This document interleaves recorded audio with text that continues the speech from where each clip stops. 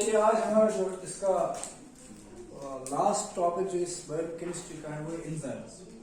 ठीक है, तो इसमें से आपको एक क्वेश्चन आता है एंजाइम जो होते हैं, एंजाइम्स क्या होते हैं, किस तरह काम करते हैं, इनका नेचर क्या होता है, ये आज हम देखेंगे। एंजाइम्स के बारे में आपको कुछ नॉलेज है थोड़े बहुत। एंजाइम्स एक्चुअली एज कैटलिस्ट से एक्ट करते हैं, बायो कैटलिस्ट। एंजाइम जो होते हैं इनको बोलते हैं these are called the bio catalyst. Bio catalyst what they do, they perform the catalysis. These perform catalysis, ये कैटलिसिस करते हैं इसलिए इनको बोलते हैं कैटलिस्ट।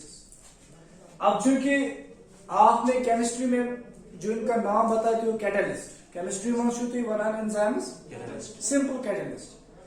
अब इसी तरह हम इनको भी कैटलिस्ट कहते हैं, लेकिन लिविंग ऑर्गन्स की बॉडी में इनको हम bio catalyst, because they are catalyst but for the biological living organs की बॉडी। ठीक है, अब एंजाइम जो है क्योंकि ये कैटलिस्ट करते हैं, इसका मतलब हो गया कि कैटलिस्ट क्या होता है। केमिस्ट्री में you might have understand about this term, what is a catalyst. Catalyst हम किसको कहते हैं?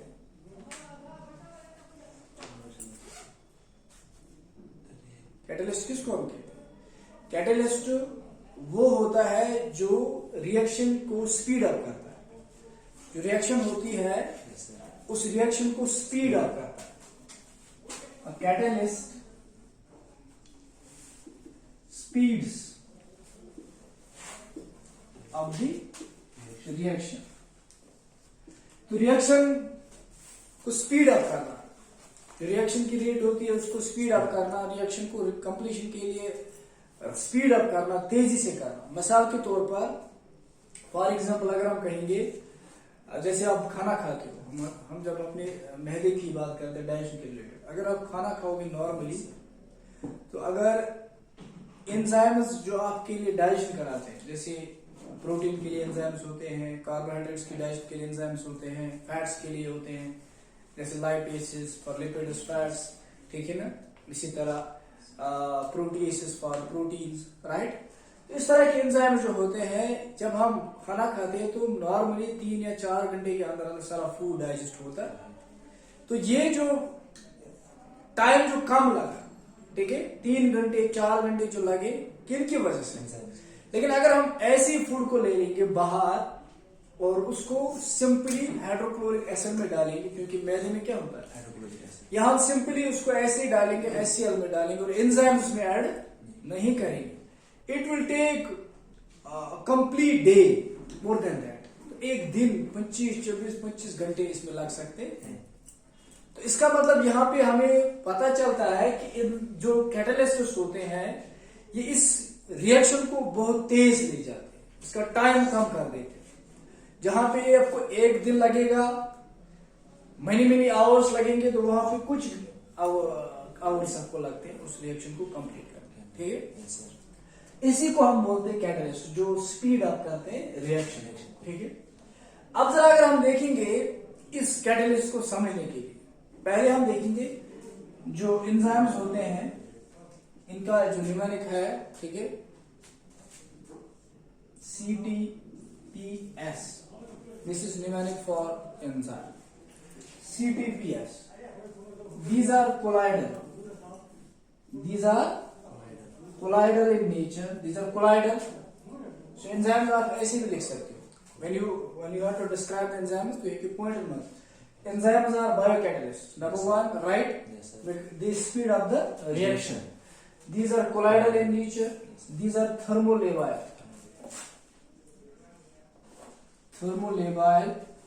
right? These are proteinaceous, that means they are protein in nature। all enzymes are proteins except ribosome. यहाँ पे हमने बता दिया है कि सारे के सारे जो एंजाइम्स होते हैं वो प्रोटीन होते हैं, बिकॉज एक्सेप्ट राइबोसोम। राइबोसोम में आरएनए जो होता है वो उसकी वजह से वो प्रोटीन होता है। And these are specific, these are specific, ठीक है। क्योंकि एक एंजाइम बहुत सारी रिएक्शंस को काम उसमें एक एंजाइम जो होगा वो हर एक रिएक्शन नहीं कर पाएगा। पर्टिकुलर एंजाइम पर्टिकुलर रिएक्शन के लिए होता है। फॉर एग्जांपल प्रोटीन्स से हमें प्रोडक्ट्स निकालना, सपोज हमें प्रोटीन्स को ब्रेक करना, ठीक है। सपोज ये प्रोटीन है, यहाँ पे इसको हमने ब्रेक करना है। रिएक्शन में हमने लगा दिया सपोज पेप्सिन, ठीक है। पेप्सिनोजन इसकी इनएक्टिव फॉर्म है और ये एक्टिव होता है बिकॉज ऑफ HCl, तो ये बन गया पेप्सिन। और इसकी वजह से हम कहेंगे यहाँ पे प्रोटीन से अमीनो एसिड्स में आ जाएगा, सपोज अमीनो एसिड्स। और यहाँ पे और क्या निकलेगा, यहाँ पे जो भी बाय प्रोडक्ट्स मिलेंगे बाकी बचा कुचा, तो हम कहेंगे जो प्रोटीन्स है रिएक्टेंट्स यहाँ पे प्रोडक्ट्स में चेंज हुआ, लेकिन in presence of what, pepsin and enzyme, ठीक है। तो यहाँ पे अगर हम कहेंगे यहाँ पे हम लाइपेज नहीं लगा सकते, या तो नहीं कौन लाइपेज लगे बिकॉज इट इज स्पेसिफिक। इसको डाइजेस्ट करने के लिए इसी का एक एंजाइम लगना चाहिए, प्रोटीन डाइजेस्ट एंजाइम, ठीक है। We can't use lipase, we can't use carbohydrate digesting enzymes here. So this is how these things can work. अब देखिए, तो ये है these are colloidal, these are thermolabile. क्योंकि अब अगर हम देखेंगे एंजाइम जो है ये काम करते हैं एक पर्टिकुलर टेम्परेचर पे। Enzymes are specific, they just work better और we can say best at an optimum temperature. Optimum temperature पे ये काम करते हैं। मतलब कि अगर आप देखोगे टेम्परेचर की बात जब आती है, हमारी बॉडी का टेम्परेचर है 37 डिग्री सेल्सियस। तो इस टेम्परेचर पे हमारे एंजाइम्स प्रॉपर्ली काम करेंगे, अच्छी तरह से काम करेंगे। तो जब क्या होता है टेम्परेचर डाउन होता है, टेम्परेचर क्या है डाउन। सपोज चलाई कलाम शुरू, चलाई कलाम में क्या होता है -5 degree, even in some cases there is -30 degree. Ladakh में बहुत ज्यादा टेम्परेचर डाउन होता है। तो क्योंकि आपकी बॉडी का टेम्परेचर 37, इस टेम्परेचर पे आपके एंजाइम्स अच्छी तरह काम करें because they are temperature dependent. Enzymes काम करते हैं ऑन ऑप्टिमम टेम्परेचर। वहां पे कभी ये भी पूछा जाता है कि एंजाइम की जो एक्टिविटी होगी, एंजाइम का काम करने वो किस पे डिपेंड करता है, एक तो टेम्परेचर पे, दूसरा pH पे, ठीक है। तो अभी हम यहाँ पे बता रहे हैं they need optimum temperature, optimum temperature for their working, ठीक है। काम के लिए या अच्छा काम करने के लिए एंजाइम प्रॉपरली काम करना ऑप्टिमम टेम्परेचर, ठीक है। अब अगर हम कहेंगे कि टेम्परेचर बहुत ज्यादा गिर गया है, माइनस पे आ गया है, ठीक है, तो इस टेम्परेचर पे एंजाइम्स काम नहीं करेंगे। दैट्स व्हाई वनस मन छुता है बद रोजान श्राप अक्सर बेशतर बद श्राप पे वना बद में खियो सर्दी मज ज्यादा खान, क्योंकि ये देखिए यहाँ पे एक्चुअली टेम्परेचर क्या हो रहा है, डाउन हो रहा है, ठीक है। सर्दी में टेम्परेचर में ये काम नहीं करेंगे, इसलिए आपकी डाइजेशन की एक्टिविटी कमजोर हो जाएगी, वहां से ज्यादा डाइजेस्ट करे। अब यहाँ टेम्परेचर क्या हो रहा है, राइज हो रहा है मोर देन 36, 37, 30 डिग्री का, 40 डिग्री का सब टेम्परेचर राइज होगा। जैसे फीवर में, जैसे फीवर्स मज का temperature high more than 37, it went to 38 और सुनो राइज गसन छु बॉडी स्थापन टेम्परेचर मेंटेन, बॉडी क्या था मेंटेन, लेकिन इन्वायरमेंट में टेम्परेचर क्या हो रहा है, चेंज हो रहा है ना। तो इसलिए बॉडी कोशिश कर रही है, बॉडी से लगा पानो टेम्परेचर मेंटेन करना, ठीक है। तो यहाँ पे अगर हम कहेंगे टेम्परेचर राइज होगा था फॉर एग्जाम्पल 37.8 या ज्यादा हो गया, तो ज्यादा टेम्परेचर पे भी ये काम उस तरह नहीं कर पाएंगे। तब ज्यादा गर्म तह बत ग बदस भी ग मतलब बत ग ज्यादा गर्मस मन पे ज्यादा वाजवान खो फकड़ा खसान तो वन बत सस्र गुत गर्मस मज ज्यादा खो तिक टेम्परेचर क्या बॉडी, ये टेम्परेचर ज्यादा टेम्परेचर गई उस वक्त भी एंजाइम्स क्या नहीं कर रहे प्रॉपरली काम। कहने का मतलब है कि टेम्परेचर डाउन होगा तो एंजाइम की एक्टिविटी स्लो हो जाएगी, टेम्परेचर ज्यादा होगा तो एंजाइम की एक्टिविटी स्लो होगी, इसलिए दे नीड ऑप्टिमम टेम्परेचर। या इसी तरह pH,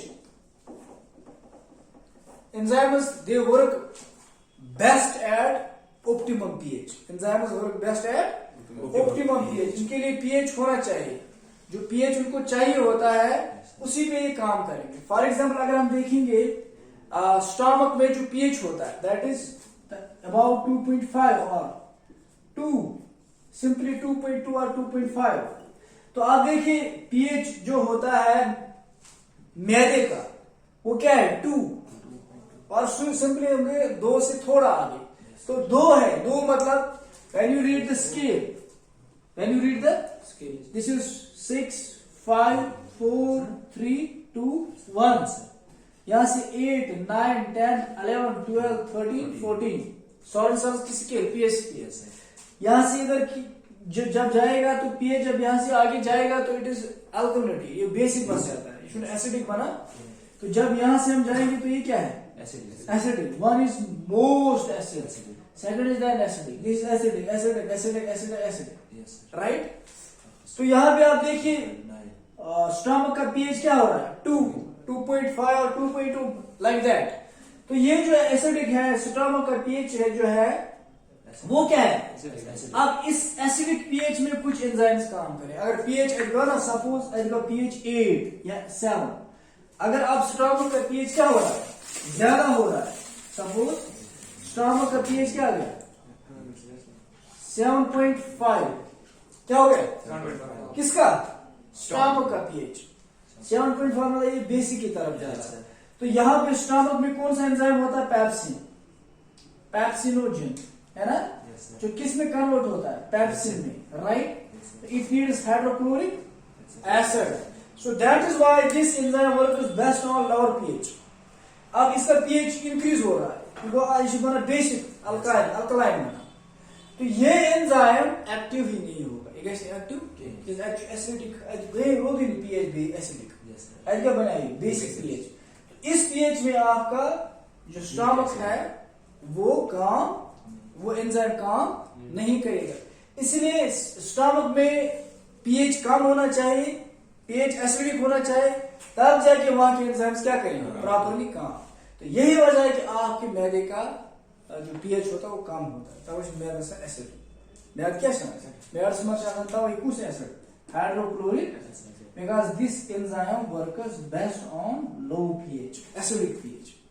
अगर pH ज्यादा गो एसिडिटी क्या कम तथ मज कर कथ तवे दपान कि अगर ये प्रोटीन खान प्रोटीन पे सपोज का हम क्या खाते हैं कोई कोक पीते हैं क्योंकि उसमें कैफीन होता है. कैफीन एक स्टिमुलेंट वो गैस्ट्रिक ग्लैंड्स को स्टिमुलेट करता है और वहां से गैस्ट्रिक जूस उसमें एक पार्ट है HCl. और HCl जब हो जाएगा ये देखते हैं HCl की मौजूदगी में प्रोटीन्स की डाइजेशन तेज होती है क्योंकि उसमें जो एंजाइम है it works best at low pH. That's why तो pH जो है it plays a vital role. इसी तरह जो आप देखोगे इंटेस्टाइन्स का pH वहां पे 7.5 इट इज बेसिक. तो यहाँ पे वो जो इंटेस्टाइन में जो एंजाइम्स होते हैं वो इस pH पे काम करेंगे बेसिक पे. अगर यहाँ पे 2.5 आ गया एसिडिक आ गया तो वो एंजाइम्स काम नहीं करेंगे. दैट्स व्हाई आपको कभी डाइजेशन नहीं होती, कभी इंडाइजेशन होती है, आपका pH चेंज होता है. pH एसिड मिसाल के तौर पर मैदो हाइड्रोक्लोरिक एसिड ज्यादा एसिडिटी होती है इंटेस्टाइन में pH कम, लिहाजा अंदर मज गई proper digestion enzymes active enzymes. तो एंजाइम्स का जो है वो डिपेंड करते हैं टेम्परेचर पे और pH पे. कथा है समझ. They must have optimum temperature to work and they must have optimum pH to work. So they are colloidal, thermolevel protein and specific in nature. अब देखिए ये जो कैटलिस्ट्स होते हैं बायोकैटलिस्ट जिनको हम होते हैं एंजाइम्स को दे आर कॉल्ड बायोकैटलिस्ट्स. एक्चुअली कैसे करते हैं काम एंजाइम्स हमने देखा है दे स्पीड अप द रिएक्शन, ये तेज कराते हैं काम. अगर आपको 20 घंटे लगते हैं तो वहां पे 2 घंटे लग सकते हैं. अगर आपको 1 दिन लगता है वहां पे 3-4 घंटे लगेंगे. तो आपकी रिएक्शन क्या होगी तेज, बिकॉज हमारी बॉडी में बायोकेमिकल रिएक्शंस होती है. And food you are breaking the high molecular food components into simpler ones because of enzyme. अब होता क्या है, कैसे होता है? इसमें एक्चुअली एक चीज आती है that's called activation energy. Activation energy जो आप केमिस्ट्री में भी पढ़ोगे. Activation energy. एक्टिवेशन एनर्जी एक ऐसी energy that minimum amount of energy that is required. A minimum amount of energy that is required to complete the reaction, to complete the chemical reaction, or to speed up the chemical. किसी भी chemical reaction को तेज कराने या उसको complete कराने में जितनी minimum energy तो लगती है उसको बोलते हैं एक्टिवेशन एनर्जी. ठीक है, दैट मींस एक्टिवेशन एनर्जी. अब लेकिन देखिए यहाँ पे सपोज एक्टिवेशन एनर्जी हम ऐसे समझेंगे तो यहां पे देखिए क्या होता है. Suppose this is a graph, this is a mountain like this. ये क्या है? पहाड़ है. अब अगर आपको सपोज एक गाड़ी ले जानी है तो गाड़ी इस तरह रोड है. सपोज आपको क्या है, आपका आइडिया है कि हमें यहां से इस तरह रोड चल रहा है, फिर यहां से कौन खसन गाड़ी. ठीक है, तो यहां से क्या चल रही है? गाड़ी चल रही है और यहां से रोड इस तरफ से जा रहा है. आप बताइए जब गाड़ी यहां से चढ़ेगी तो इसको कितना एनर्जी लगेगी, उतना दबा भी इंजन, कितना पेट्रोल डलेगा. तो इसमें ज्यादा एनर्जी लगेगी ना, because it has to go uphill. It is uphill task, difficult one. एमिश खसुन ह्यूर कोस कोता गाड़ी को दबा और कितना एनर्जी लाए. लेकिन अगर हम ऐसा करेंगे, ये है एक्टिवेशन एनर्जी का कॉन्सेप्ट कि इतनी सारी एनर्जी लगेगी इसको यहां तक. ये तो यहां से प्रोडक्ट हो गए, यहां से रिएक्टेंट आ रहे हो, कहां से जा रहे हैं प्रोडक्ट. तो यहां से गाड़ी चढ़ रही है माउंटेन को, इसको यहां से उतरना है. लेकिन यहां पे चढ़ते चढ़ते इसको बहुत ज्यादा एनर्जी लगेगी. अब इसको कम करने के लिए इस एनर्जी को, ताकि हमें कम एनर्जी लगे इसको पार करने के लिए. समझ आ रहा है ना? ऐसा कम एनर्जी ताकि सबको क्रॉस पार. तो हमें कम एनर्जी देखनी है, कौन सी कम मिनिमम एनर्जी लगेगी ताकि ये रिएक्शन कंप्लीट हो जाए, ताकि ये गाड़ी पार हो जाए. तो हमें एक आइडिया आता है हमारे जहन में, क्यों ना हम एक टनल बनाए. Let's build a tunnel. हम क्या करेंगे, why should we go up here, let's make a tunnel here.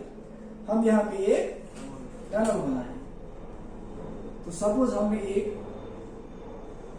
Tunnel बनाया. तो ये जो टनल बनाया, अब गाड़ी आराम से यहां से जाए, उसको एनर्जी मत लगेगी. That's how enzyme acts. अब एंजाइम तो एंजाइम ने रोल किया. It acts as a tunnel. This is called a tunnel effect. It acts as a tunnel in a mountain. Tunnel in a mountain. So what actually enzyme does the role of tunnel. So enzyme does the role of a tunnel in a mountain. तो गाड़ी को अब tunnel के through जाना है तो इसको energy कम लगेगी. जल्दी एकदम आराम से जल्दी यहां से इसको बहुत टाइम लगेगा चढ़ने में. कुछ समय गाड़ी वापस खसा. ठीक है, लेकिन यहाँ पे सीधे, अब आप बताए यहाँ से ज्यादा टाइम लगेगा, यहाँ से एनर्जी कहां से कम लगेगी, यहाँ से. तो कम एक्टिवेशन एनर्जी. ठीक है, अब ये किसने करा, ये टनल किसने करा, ये काम किसने करा? Enzyme. So enzyme act as a tunnel in a mountain. आप इस तरह भी लिख सकते हैं, enzyme acts as a tunnel in a mountain. पहाड़ में टनल का रोल करता है कौन? एंजाइम. तो गाड़ी जो है, गाड़ी केमिकल रिएक्शन है, उसमें प्रोडक्ट रिएक्टेंट्स है, और इन रिएक्टेंट्स उसमें भरा हुआ है रिएक्टेंट्स, उनको टनल के पार लेना है, प्रोडक्ट्स बनाने. ठीक है, तो उसको इजीली तेज कराने में, पार कराने में या कम एनर्जी लगाने में एंजाइम्स का रोल होता है, जो एक टनल बना देता है. समझ आ गया? अब इस एनर्जी को, दैट इज दिस एनर्जी. अब हम क्या करेंगे, फॉर एग्जाम्पल इस तरह आपको और एक मिसाल से समझ आएगा. फॉर एग्जाम्पल अगर आपको एक ये जो लकड़ी का आपके पास ये टुकड़ा है, लॉग है एक लकड़ी का. अब आपको ये जलाना है. सपोज आपको ये जलाना है. तो आना तुझ देवा तुझ दीतुस गेट मैसिकेट एंड बर्न दिस. क्या ये जलेगा आ रहा है आसानी से? ये दज सा या बोर्ड देवदार सिट तुझ. One single stick match stick can't do the job. ये ना जल. अब आपको क्या करना है, आपको कुछ ऐसा सोचना है कि इसको तो बहुत एनर्जी लगेगी ना जलने में, और बड़े मकान से बड़े would log of would wooden log, इसको जलने में कोई ज्यादा एनर्जी लगेगी। एक मैच स्टिक में कितनी एनर्जी होगी? Three energy. इवन क्या अगर तू बर्निंग स्टोव तूत हेक सो तो जल। अब आप क्या कर रहे हो कि आप क्या करना है, ये एक्टिवेशन एनर्जी कम कर रही है। You have to lower the activation, you have to what, lower the activation, क्योंकि आपको बहुत ज्यादा ऐसी दवाई की खास एनर्जी लानी है ताकि आप उसको जला सकोगे। अब आप क्या करते हो, आप इस वाले वुडन लॉग पे क्या करते हो, यू एड पेट्रोल और केरोसिन। पेट्रोल और तू छका पेट्रोल, युथु पेट्रोल तू छका वो तुझ दिन बड़ा, ये पेट्रोल क्या आ गया, कैटलिस्ट। यही कैटलिस्ट है। ये पेट्रोल ने एक्ट क्या किया, it acted as a catalyst, it speed up the reaction, इसने तेज करा दिया। अभी जो इसके लिए एक एनर्जी चाहिए थी, उस एनर्जी को कम करने के लिए अब कैटलिस्ट का रोल किसने किया, पेट्रोल या केरोसिन ने। अच्छा मैं ये समझो, अगर आपके पास थोड़े से आपने लकड़ी के टुकड़े लाए, लकड़ी टुकड़ो इन ना पू तुझ दिवान दजान पू ज्यादा काकद जुरा त्रावान, अब ये क्या हो रहा है, जल जल इस काकद it acts as a catalyst. आया समझ? तो एंजाइम का यही रोल है कि वो इस एनर्जी को कम कर देता है और एज अ कैटलिस्ट इस रिएक्शन को तेज करा देता है। समझ आ रहा है? अब अगर आप देखोगे हमारी बॉडी में अगर इतनी सारी एनर्जी लगती, मिसाल के तौर पर ये जो लॉग ऑफ वुडन लॉग जो है इतना, अगर इस अलाव इस तरह वारिया ज्यादा जाल खतरनाक, मतलब इस नार इस दिमाग, इसमें कितनी एनर्जी लगती है, बहुत ज्यादा। इस एनर्जी अगर सारी बॉडी में लगा हो, सही बॉडी सर्वाइव कर, इस तरह आप समझोगे कि एक वुडन लॉग को जलाने में इतनी सारी एनर्जी लगती है विदाउट पेट्रोल, तो कितना सारा ऐसे घास ले आने, ऐसे त्यूत घास आने, ऐसे तीत आने जाल नहीं सकता है, तेल उस बस पॉसिबल की अत लाइ ना तेल की वुडन लॉग एक इग्निशन टेम्परेचर होता है ना। लेकिन अब हमने क्या किया, हमने इस एनर्जी को कम करने के लिए, एक्टिवेशन एनर्जी को, हमने एक कैटलिस्ट लाया जो इस रिएक्शन को क्या करेगा, तेज। तो मामूली पेट्रोल युथु पेट्रोल थ्रू वो मामूली माचिस की एक तीली उसके लिए काफी है। वो पेट्रोल ने क्या काम किया, कैटलिस्ट का काम। अब इसी तरह हमारे जिस्म में भी इतनी सारी एनर्जी चाहिए, लेकिन वैसा पॉसिबल मिसाल घास ले मिसाल अंदर दज सोरे जिस्म डिस्ट्रक्शन होता है, ये क्या कैसे डिस्ट्रक्शन बॉडी की। लेकिन अब हम क्या करते हैं, हमें इतनी एनर्जी नहीं चाहिए, हमें क्या करना, इसी एक्टिवेशन एनर्जी को क्या करना, काम करना। अब उस एक्टिवेशन एनर्जी को कम करने के लिए एंजाइम्स आते हैं। कौन आते हैं? एक्टिवेशन एनर्जी कम अब इसको काम किसने किया, एंजाइम। यह वजह अंदर धमाका खेज एनर्जी जरूरत, धमाका खेज एनर्जी जरूरत कि कार्बोहाइड्रेट जालने खतर, यह प्रोटीन फटराने खतर, ये पे प्रोटीन वो समझने की बात है।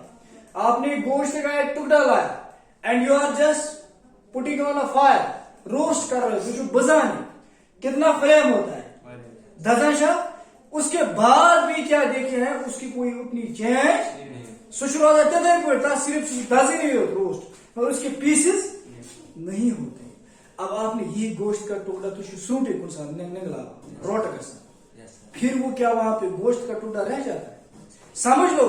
तो जहां पे जलने में कितनी एनर्जी लगती है, वो तो धमाका खेज एनर्जी। अगर यह अलाव जालम अंदर ये मास फुल फटाने खतर, तो हमारी बॉडी जल जाती, डिस्ट्रक्शन। लेकिन अब इस इतनी सारी एनर्जी को लगती, इस एनर्जी को क्या करना, हमें इस एनर्जी को कम करना, और उसके लिए क्या आता है, एंजाइम, यही एंजाइम्स।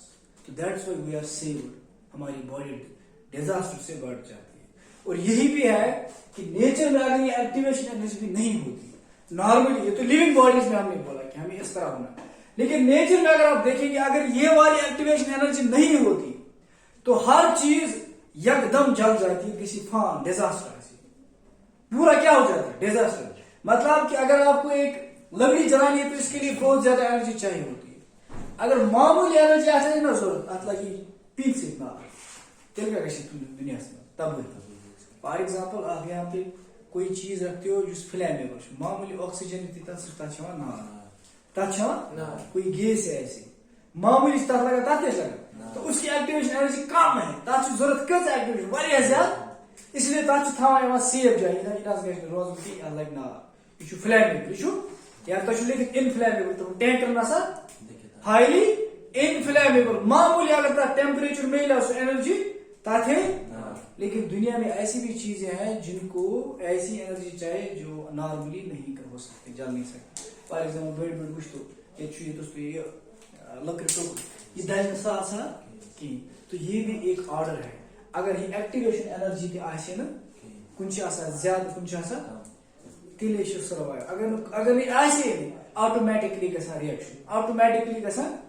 रिएक्शन कैसा पान है क्योंकि उनको एनर्जी ही नहीं है ना एक्टिवेशन एनर्जी ही नहीं है ना इसलिए वो खुद लगे ना दुनिया लेकिन ये एक्टिवेशन एनर्जी एक प्रोटेक्टिव नेचर भी है सराउंडिंग में एनवायरमेंट में पूरी दुनिया में outside the living bodies activation energy is a boon for the whole world ये एक बेनिफिशियल थिंग है कि there is activation energy we need the energy to complete the reaction or to burn or like the big logs of food or something else उनके लिए एक energy चाहिए होती है और जो एनर्जी होती है वो उसको एक्टिवेशन एनर्जी होती है लेकिन अंदर जो जिस्म में है उसमें क्या करना है ये एक्टिवेशन एनर्जी हमें कम करनी है अंदर क्या है जिस्म में करो यह एक्टिवेशन एनर्जी क्या कर अगर ये तय कम गस तिल लग नार जिस्म तिल अंदर नार बढ़ जाओ इति डाइजेशन लेकिन अब हम बाहर का एनवायरमेंट अंदर नहीं कर सकते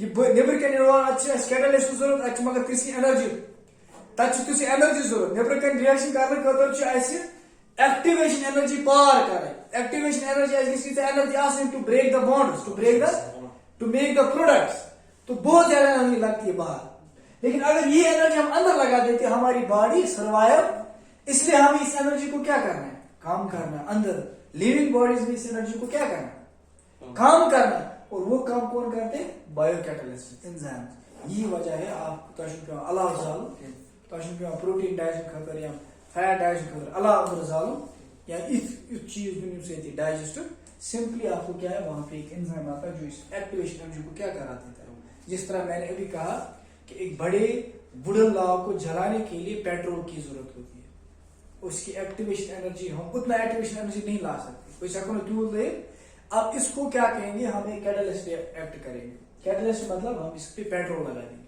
पेट्रोल या केरोसिन जब हमने लगा दिया वो पेट्रोल केरोसिन एक्ट करता है एज कैटलिस्ट और रिएक्शन